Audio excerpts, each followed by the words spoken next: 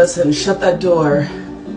You see, people that usually misunderstand your message, or they just cannot hear it because they're currently dealing with the said issue that you're talking about, there is no need to ruminate, waste your energy, or any of those things, because they are dedicated to misunderstanding you. And the reason why is because they are not ready to hear that, because that is something that they have a lot of shame in. And we've all had areas in our lives where we know that we should probably get the ball running, and we don't want anybody really addressing those things because it makes us feel seen in the most vulnerable aspects of ourselves. I've gone through several situations like that, and then later on I was able to hear the message. But there are people that are intentionally here to misunderstand you, because they live in a collective where that narrative is supported, and they have a lot of enablers. For example, the young lady that was talking about loser lesbians. The loser lesbians is really a thing, and she never mentioned anything about disabilities, etc., etc. And I hear people talk about the bean soup phenomena, where people will not want to actually hear the message, but they will try to dilute it and drown it out with these other things so that they can feel better about the stance that they hold, because there's areas in their lives that they are not willing to really address. And so they always defer it to being ableism, classism, elitism, or whatever other ism. And while all those things do exist, accountability is one of those things that they do not want to look at. That is like a huge elephant in the room that's like literally glaring at them. Concede to that. And so these people look to the right of themselves, the left of themselves, and they have, you know, Miss Pollyanna over there telling them, oh girl, no, you're doing a great job. There's nothing wrong with you. Like, continue to drink 40 bottles of vodka, you know, and if you don't feel good, that's not your fault. Okay, that's just, you just don't have any other ways to cope. So they're holding these people up to higher standards. And so immediately I understood what she was talking about. I never thought that she was talking about or trying to marginalize communities. She was literally saying what's really true. I don't know what it is. Well, actually I do. Psychologically, even in the courtroom, females are oftentimes looked at as caretakers, as all of these virtuous qualities. And even if she's a lesbian, especially if she's a femme lesbian, it's very difficult to see a woman in such a light where she's not contributing at all. Like, she's literally like a deadbeat dyke, for lack of a better word, but she's not helping with any of the bills. She wants princess treatment. She wants to be driven around. She wants to be fed. She wants to be able to be pampered. And you may not have the financial means to carry the weight of her, you, and even she may want you to take care of her friends. And I've seen this time and time again. And then these are the same women, once they suck you dry and once you have nothing else to give, they will leave you high and dry, and then they will go and tell everybody that you were the one that is holding them back, because they're not able to maintain this lifestyle that they're not even trying to actively pursue and become that person. They're outsourcing everything to someone else. Like, they literally are like a third-party contractor, like using your power source, and that's not okay. And so a lot of people, especially nowadays, like, it feels like they don't want to hear the truth. And a lot of things that actually are in the lexicon that have finite definitions somehow are now open to discussion. There is a rude awakening coming to this world.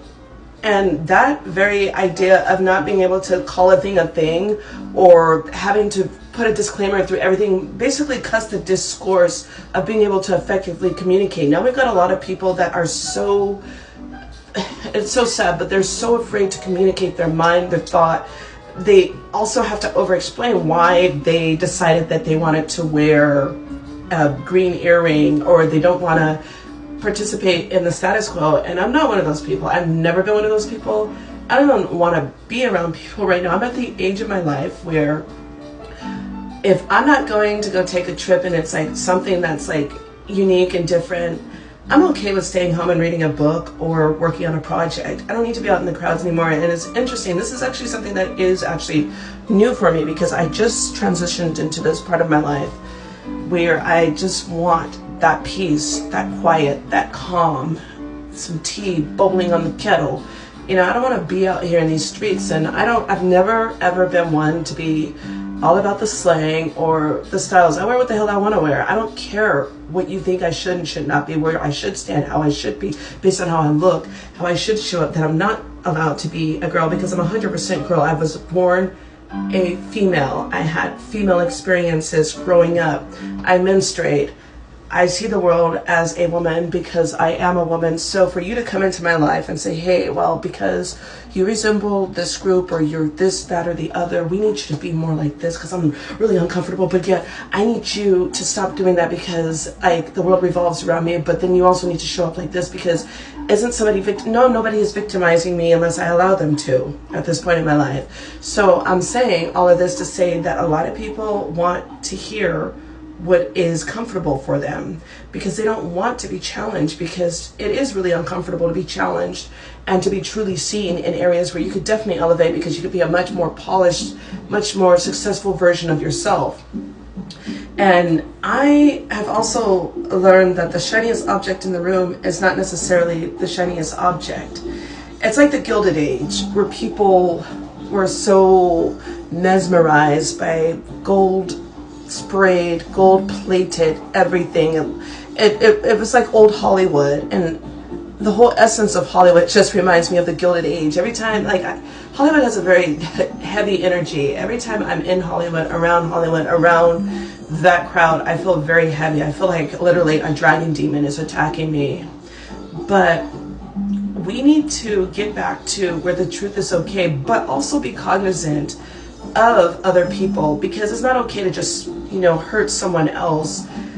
Is that thing, you got to think about a few things. Is that thing that you're bringing up, is it helpful? If it's not helpful, then it's probably not wise to bring it up.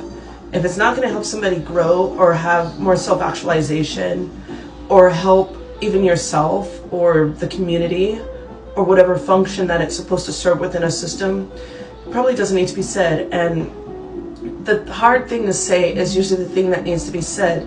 But there are a lot of fragile people, and I remember, because I'm Gen X, I'm like Gen X, like 1980 right here. I remember when my generation, when they were raising kids and they wanted everything to be gender neutral, they didn't want to label anything as this is for a boy or this is for a girl and all of these other things. I get it, because of we were latchkey kids. We had a lot of autonomy. We basically raised ourselves. But I also recognize some of the other things that we took on because of the things that we ourselves experienced in our formative years. And it's represented in every generation, like with the boomers who had the parents that, they had the canary, like the gold mines and the things that were toxic because of the Industrial Revolution, or their grandparents. So you see traces of how we adjust as human beings. But yes, there are those are lesbians, and the thing that is the most difficult, it does need to be said. Anyways, I'm gonna go outside and enjoy this beautiful day, but I thought that I wanted to speak on that.